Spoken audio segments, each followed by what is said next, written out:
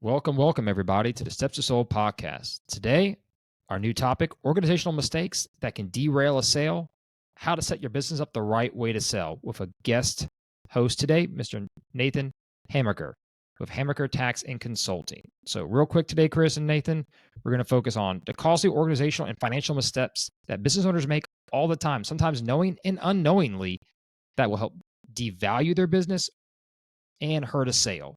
So with that in mind, we're talking about legal structure, key financial practices, bookkeeping red flags. Nathan, this is going to be your time to shine. But start with, let's look at some common mistakes. You've spent years building your business as a seller.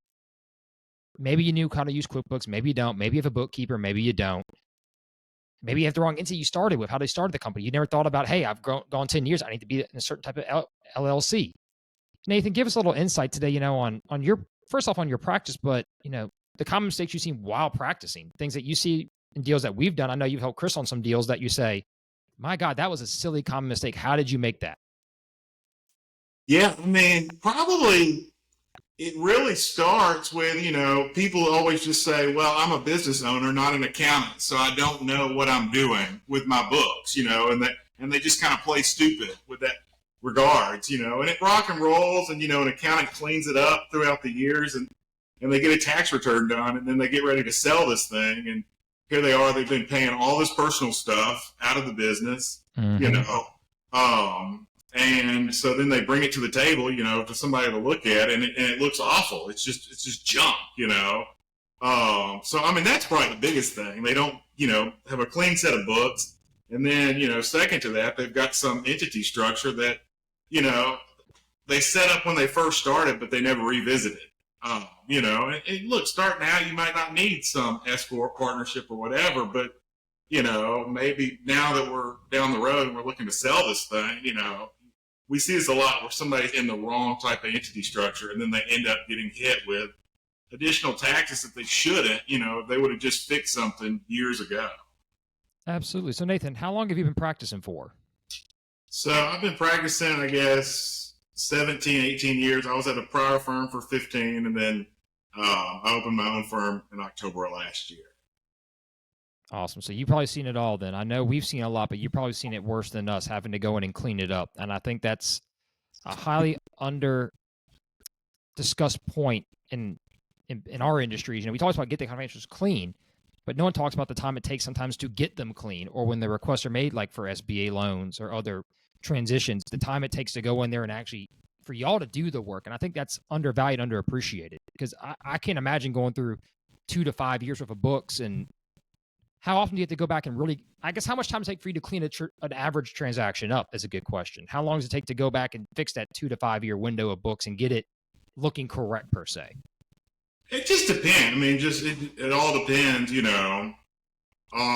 basically just how bad off it is, and then what they're trying to accomplish. Or is somebody trying to take a cash basis set of books and, and look at it on an accrual basis, that can be extremely time consuming, it just all depends how much of a mess it is. Do they have an accounting software? Some people, y'all see this, they roll in, they don't have anything in place, they're using the Excel set of books, where they just tally up receipts and stuff, so it just all depends.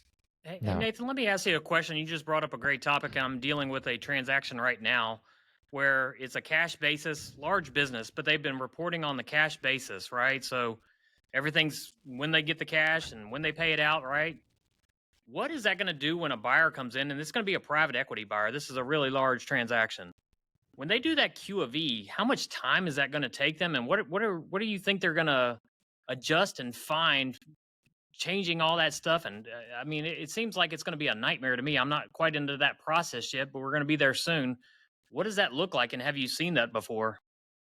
Yeah, so, people tend to do cash basis because it's simple. It's easy. Okay, cash is cash. Income is whatever hit the bank account, expenses are whatever got paid out. Accrual basis accounting, which is built around matching revenue and expenses, and so it's supposed to give you a more accurate picture. It takes time and could lead to more adverse tax consequences, being that you might be paying taxes on income you haven't collected yet. So the time consuming piece is just gathering the data, because probably the people have never put together that information. They've never, recorded a provision for inventory. We got to go back and look, okay, all these expenses that were paid on a calendar year taxpayer, they were paid in January, February, were they really, payables that we should have booked? So the biggest time consuming thing is taking something that somebody hasn't done. It's not like we can just click a button and then trying to recreate the wheel from that. Yeah. It seems like it's going to be a bit of a nightmare when we get to that process, but we'll see how it plays out. No, you're not wrong. That we deal with that all the time, and unfortunately, Q of E's tend to make that process more painful than it needs to be sometimes. Unfortunately, and for those who don't know, that's a quality of earnings report. If you haven't seen one yet, and you got a big business, we talked about it last podcast. Get ready, get one done in advance if you can. It'll make your life a lot better when you get a buyer. So Nathan, let's talk about some legal structures. We did a lot of common structures. You see an S corp, LLCs. You even see some sole proprietors still out there, surprisingly. Which structures do you think are the least advantageous when selling a business, and why? The one you probably see the least is a C corp. There's certain times and places where C corps are necessary. That's just probably what you see the least amount of times. Because you think about a C corporation, that's your big guys. ExxonMobil, Apple, et cetera. And those are those entities that you hear the treacherous double taxation, because in order to get money out, you got to pay a dividend, and it could create some problems. So those are, you don't see those very often. But on the flip side, there are some kind of random tax rules. Like if you're buying a business that you're looking to sell in 10 years, which a lot of people, that they're not starting a business and saying, oh, I'm going to sell this in 8 to 10 years. There are some weird kind of tax rules. You can get some benefits on the sale of like qualified small business stock within C Corp. So they can be useful. There's a time and a place for them. It's just most people, the default is everybody go, I heard this years ago, LLC, lawyer's likely choice, So well said. Everybody's going to kind of just go LLC because it's simple. A lot of times people, they go on to, in Louisiana, we have GoBiz, they go on the Secretary of State, file these documents, and it's just easy. So C Corp would be the least, likely. You brought up an interesting topic I haven't heard a lot on. Is you said with the C Corp, it was something with the employee benefit plan or early startup. Discuss that a little bit more. I've never heard a lot on that. There's like a sale. You can exclude the sale of like qualified small business stock. I believe it's like in the, if you have a C Corp stock that you sell in the first 10 years, you get some federal tax advantages to that. It's really hard to hit that magic number, because it's like, all right, who right out the gate, I'm going to start this business from day one and I'm planning to sell it in 10 years and I know it's going to be worth $6 million, or whatever. That's kind of a weird window to be under. But, it could work in like you talk about like a private equity deal where these guys are coming in and then maybe they know they're going to sell the deal, or turn it over pretty quick. It could be something to look at. Interesting. I'd never heard of that. That sounds like I could see that a lot for someone like doing a franchise deal, Chris, where like, hey, I know I'm going to like open a Crumble Cookies. I'm going to grow it for 7 years and then try and unload it in the next 3 years where I know I'm going to I can get out of it. That's not a bad little tip there. I'd never thought of it like that before. Have you seen that, Chris? I have not seen that. I've never heard that, Nathan. Nathan and I haven't discussed that in the past. That's brand new information. That's not a bad idea though for all those people listening out there. You want to start something and you don't want to have it forever. That's a great little tip. Let me ask you this, Nathan. Always there's two kinds of sales: stock sale, asset sale. We all have a baseline understanding of what the differences are, but give us a little of your insight on kind of the tax implications and why,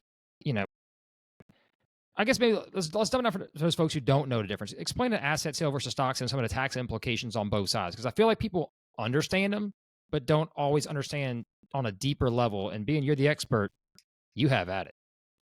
Yeah, so stock sale, probably simpler to think of. Somebody just comes in and we got an existing business. Somebody basically just steps into the shoes and keeps rocking and rolling with it, They keep that same entity, etc., moving forward. Asset-based sale, somebody forms a new entity and they buy all the assets of the old company. Basically stock sale, you're assuming all the liability of what's happened in this company, or known and unknown in the past. So sales tax audit, pending litigation, etc. Asset sale, you're starting this new company, but what people get confused about a lot of times, is you've got a company with an existing name. Even in an asset-based sale, you're still going to have that name. You're just going to, you're going to basically just form a new entity. There's a company here in town called Overhead Door, and they did some work for us, and I noticed on the invoice it said ERJ LLC. Nobody knows what ERJ LLC is, but on the very top it said Overhead Door Shreveport, and the first thing that popped in my mind, this was an asset-based sale. Somebody bought Overhead Door, and nobody in Shreveport knows what ERJ is, but they sold it, but they're still operating as Overhead Door Shreveport, and they're not a client or anything. And that was my initial thoughts looking at the bill, No, you're correct. We see a lot of times, at least in my experience, and I'm sure with Chris, you see asset sales tend to be more on the lower side of the value of deals that we do. When do you see a point often where a sale hits a certain size volume, Chris or Nathan, where it kind of hits that hey, this is going to be a stock sale no matter what, just because it's so big, or there's so many moving parts that doing an asset sale is almost too hard to cut dry and form a new entity and move everything all the way over? I'll start with that one. The only time I see a stock sale is if there's a reason for a stock sale. Past deals have included because there were contracts in place with vendors or customers. Yeah, no trade and calls. Nobody wants to go back and redo 50, 100, 200 contracts with however many customers or vendors they have. So that's one reason why stock sales happen. The other one is I've got a deal I'm working right now. The real estate's in the business, so it's not two separate entities. And the real estate is on a loan where it's a 3% interest rate. You want to keep that loan in place. It's a very large loan. So you want to keep that in place. So it has to be a stock sale because the buyer is going to be able to take over that loan with the bank as long as the bank's approving it. And that's a huge reason. It's worth a lot of money in savings on interest. So usually when a stock sale is happening, there's a reason for it, because buyers, like Nathan said, they don't want to take on that liability, that unknown liability. Yes, they're willing to take on known liability and they can account for it and do things, but you never know when something's going to pop up down the road. A lawsuit could happen and you're still that entity for a product that was sold 5 years ago. And now you're involved in this lawsuit and you may have reps and warranties in your purchase agreement, but you still got that nightmare on your hands now. Oh, absolutely. Nathan, let me ask you this. My dad always taught me when doing this in this business that, often, surprisingly, a stock sale is more favorable for a seller. Is that the case, or is that just something my dad thought was the case for some reason? You're absolutely. It's way more beneficial for the seller, but whereas an asset-based sale is normally more beneficial to the buyer of the business. But here lately, I don't know if you've seen this, or it seems like these smaller, private equity guys are trying to do these stock sales. I don't know why. It's not beneficial. They would be more beneficial to do an asset, but maybe there's a threshold to where somebody says, on a super large deal, they would rather do this stock sale, especially you've got master, these service agreements and stuff for oil and gas company, MSAs and stuff like that. Nathan, talk about the tax implications, because I know I called you yesterday and ran through a scenario where we're looking at doing that stock sale like I talked about. What is the tax advantage from a seller, or tax disadvantage for a buyer of a stock sale versus an asset sale, especially on a business with a lot of equipment? It's been depreciated. Talk about what kind of percentage we're looking at in change of tax on that. Yeah, so stock sales pretty straightforward. Whoever basically the seller of the company is going to pay capital gains tax on whatever they get. So let's just use round numbers, $1 million. At the federal level, that's going to hit at about 20%. You know, the way that, you know, you got 15%, but it gears up to 20% once you get over a certain threshold. On the flip side, the buyer in a true traditional stock sale where you don't do any sort of like elections or, you know, you've got all this special tax stuff that you can do. Just a traditional stock sale, though, the buyer, you know, let's say he's paying $1 million, is not going to deduct that. You know, it's going to be like if I went out and bought ExxonMobil stock today, you know, that I don't deduct that. That just sits on my balance sheet. That's my cost basis, you know, individually in ExxonMobil, and I can use that to offset any proceeds when I do sell in the future, but I don't get any benefit now. So the buyer of that business, and again, just traditional stock sale, no elections or any weird deals, you know, is basically going to be paying out, you know, it's going to create phantom income, you know, because he's taking on debt, making principal payments to buy this business, and he's not getting any tax advantage. You know, so again, he's basically shelling out cash, you know, from profit. Tax-wise, that could bite him. Whereas an asset-based, you know, he's going to buy all the, you know, fixed assets, machinery, and equipment, and he's going to restart the depreciation on it. You know, he's going to start writing all that stuff off. And we've been in this environment for the last 20 years where, you know, you get bonus depreciation on all this stuff, you know, so he's going to get immediate write-offs, you know, on some, you know, furniture, fixture, equipment type stuff that he wouldn't get under a traditional stock sale.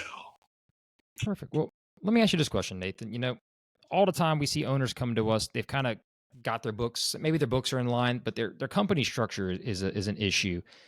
When should a business owner consider reorganizing and how that could affect their tax implications? Is there a certain amount of period they need to do it before a sale so they don't have any clawback from the IRS? Or is there any tips you would give to say, hey, if you're thinking about selling, you should think this long before, or you should at least consider X, Y, Z? What are your thoughts there?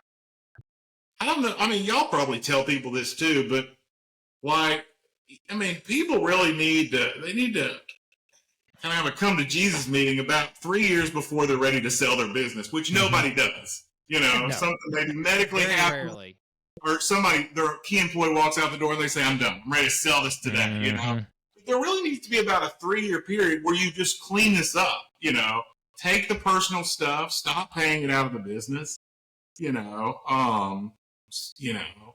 and I'm not saying create fake books, just, you know, make the books only reflect true business expenses that another buyer, you know, would incur.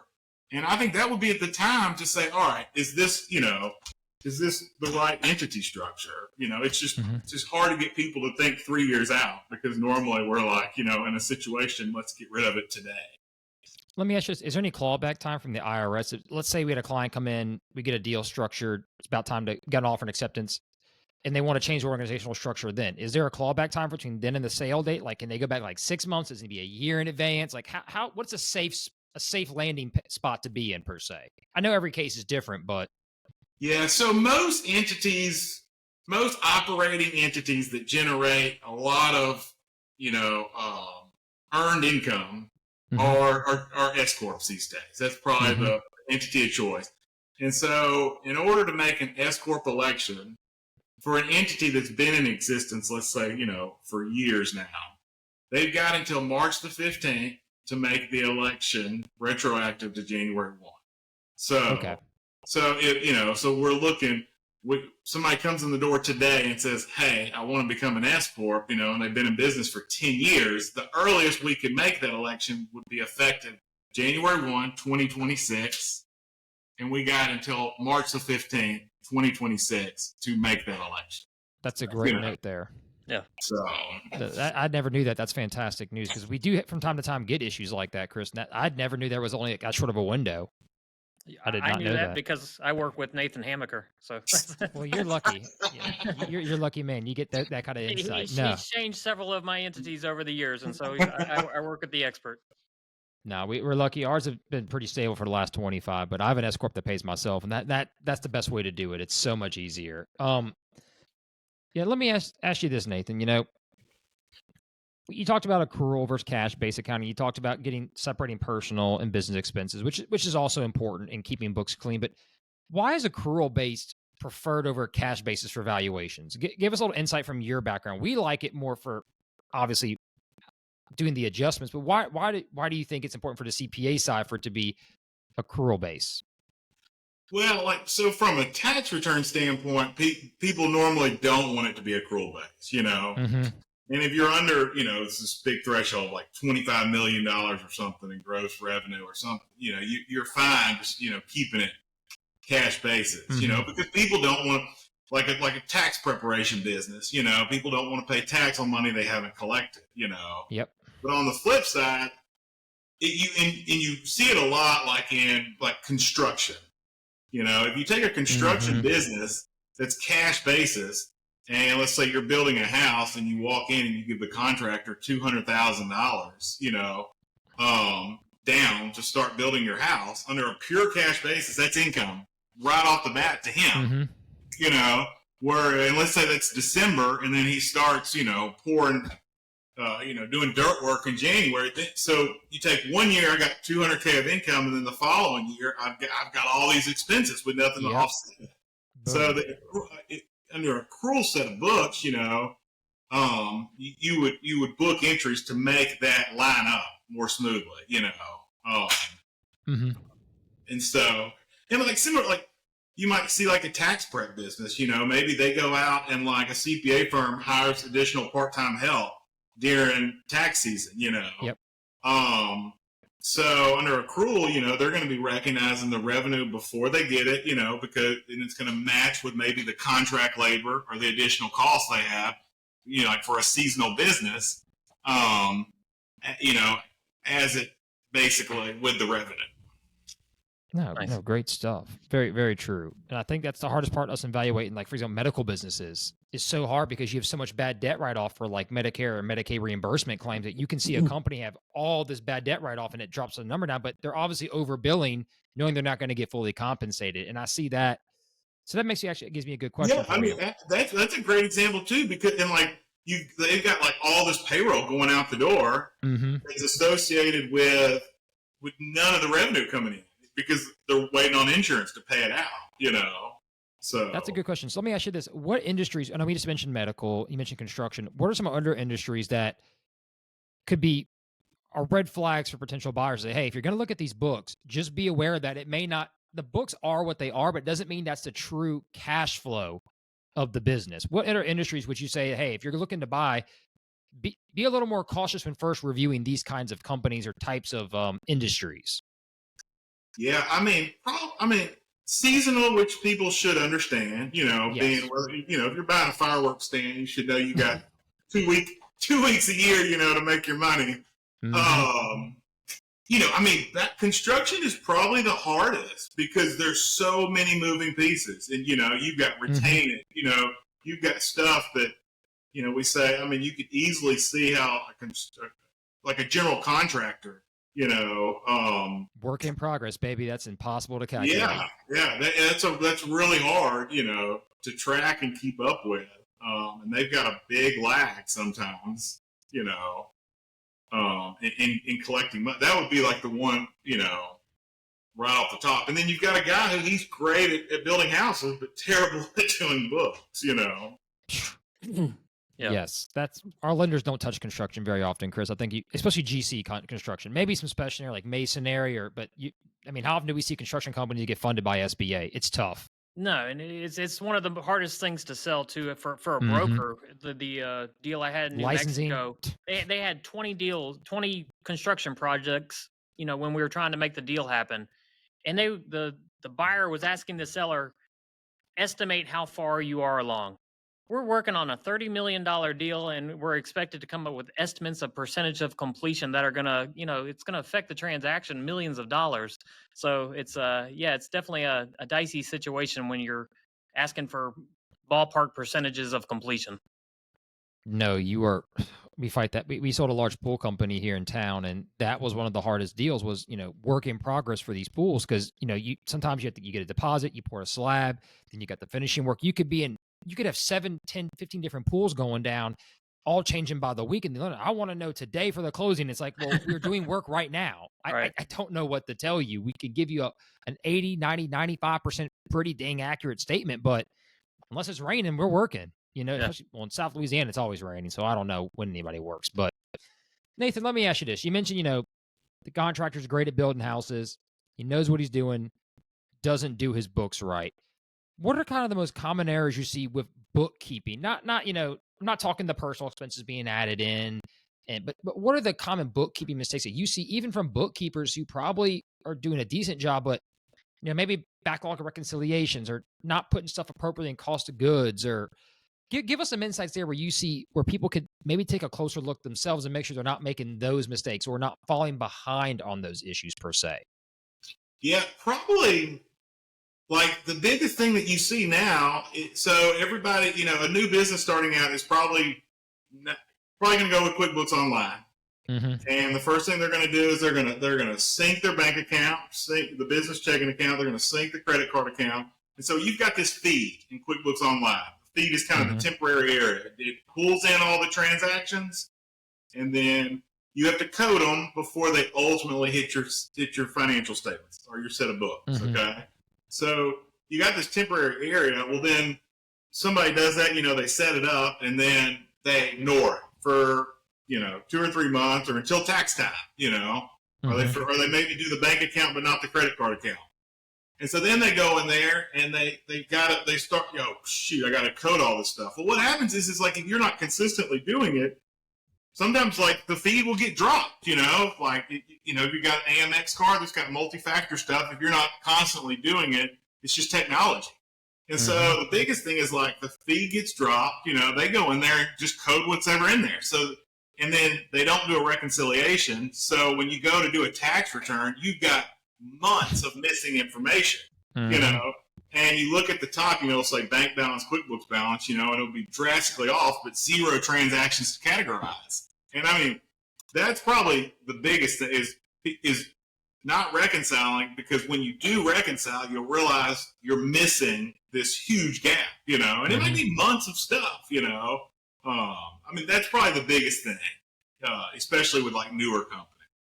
Let me give us a good anecdotal story of something you saw that was just makes you punch your head against the wall. And you can not name names. We can keep confidentiality, but give us a good anecdotal story of that for people out there listening, this could be you. Why?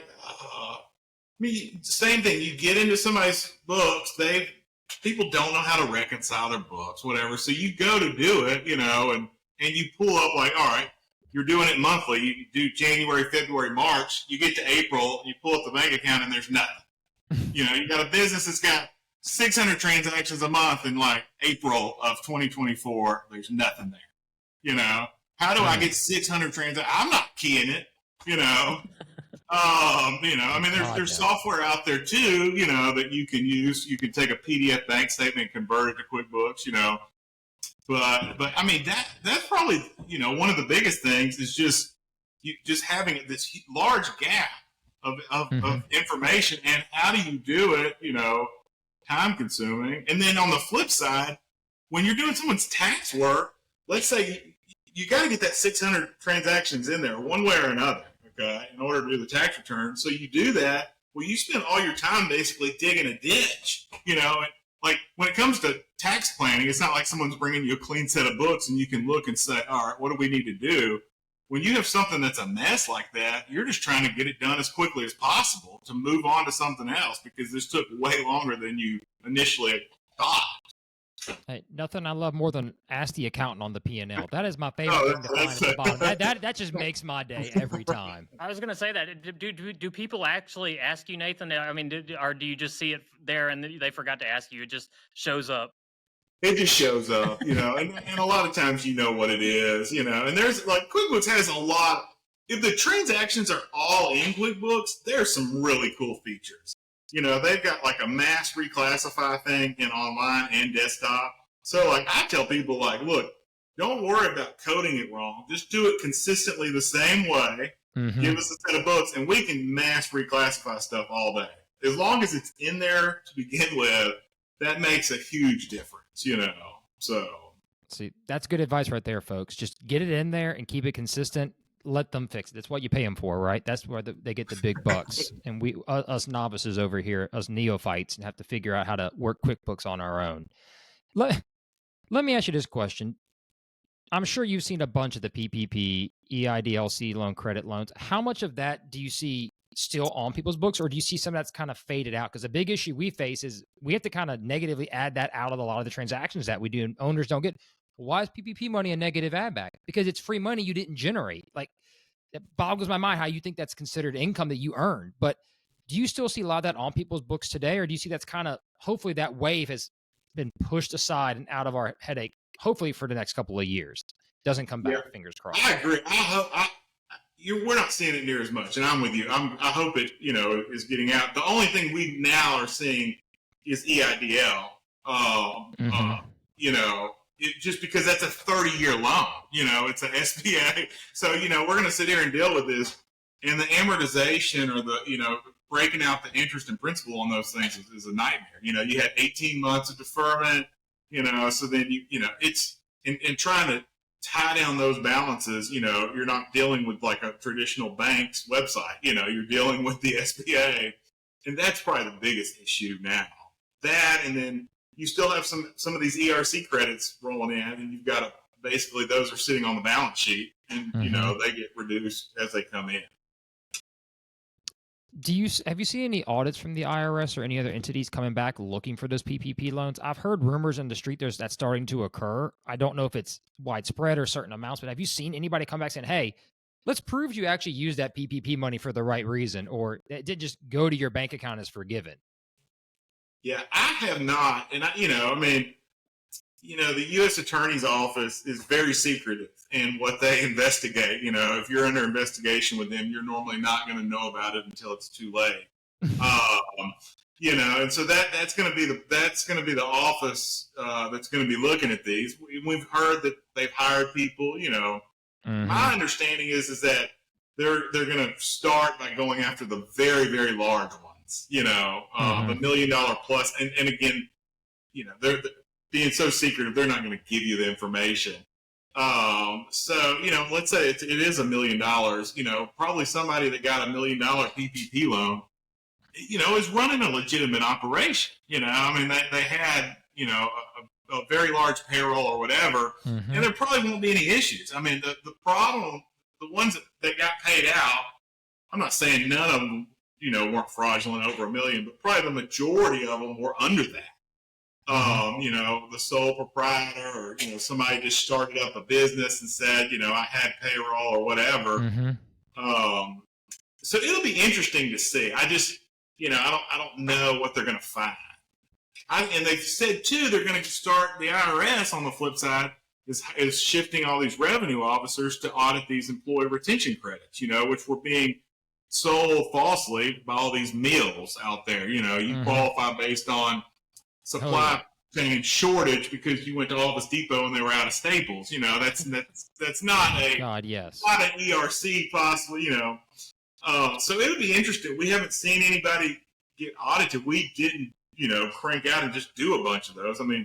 We did one for people that legitimately deserved it, or had reduction in revenue to the requirements. But there's a lot of fraud in that area too.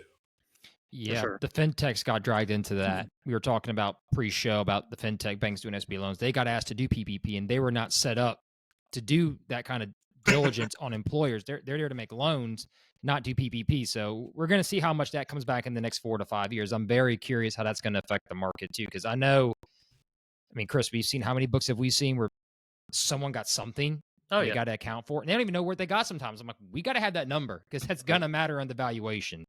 Right. Absolutely. So, when it comes down to it, everybody wants to save money, Nathan. What are some good tax tips you would give to a potential seller to say, hey, here are things you can do to help mitigate some tax implications. Here's some things you can do if you got family involved in the business you can do. What are some strategies owners can use that we can easily identify as brokers, but also that you think are worth doing for someone to help save some money on taxes? Who doesn't want to pay taxes? Raise your hand. We can all go down the line and we love you, IRS. Don't bother us, but we don't want to pay you either. No disrespect. Yeah, I mean, there's all this stuff on YouTube, so I could get on here and just make up a bunch of BS tax strategies, knowing that like I'm not doing your taxes and I'm just trying to get, a social influencer, and just trying to get some likes, But there's a lot of gray areas out there. I mean, the biggest thing, like we talked about, is S corps for operational entities, non-passive activities. That helps, with the self-employment burden. With structuring entities maybe as partnerships, S corps, to get them off of the traditional Schedule C type thing. I mean, outside of that, there's various stuff you can do. It's just kind of everybody's different, Okay. Do you see any issues with people trying to have family on payroll? Do you see that as a problem when you're calculating running books? I mean, I say on payroll, that could be a very vague statement for some companies. They could be fully involved or be 2-year-old children. I've seen it all. Yeah, the children thing, it's, you put it, and I'm not sure, I'm pretty sure it's 8 years old. You put a child on payroll that's less than 8 years old, you're going to get a notice from the Social Security Administration asking what that child did, their duties, their hourly rates, and so whether you want to open up that can of worms, that's up to you. People normally don't like letters from the government, So take that for what it's worth. Is the magic number 9 or 10, and then they're okay to be on payroll? Or is it 14 under employment law? That's a weird. It's just a great, just a weird area. No, my wife told me she saw the video influencer. You can put your kids on the payroll. I said, I don't think my 2-year-old qualifies for being on payroll. He's already on the credit card every day anyway. So let's find another way to save some money. Hopefully. Yeah, and that works in partnerships and sole proprietor entities and not S corp entities. So you got to, due to the way the SE tax works on kids under 18, it might not be beneficial. You can get more benefit out of being an S corp and getting the savings at this level, and maybe you give up the little $12,000 or $13,000 payroll to pay your kids, Let me ask you this question, Nathan. Maybe you're the right guy, maybe you're not, but I think you might be able to help us out a little bit here.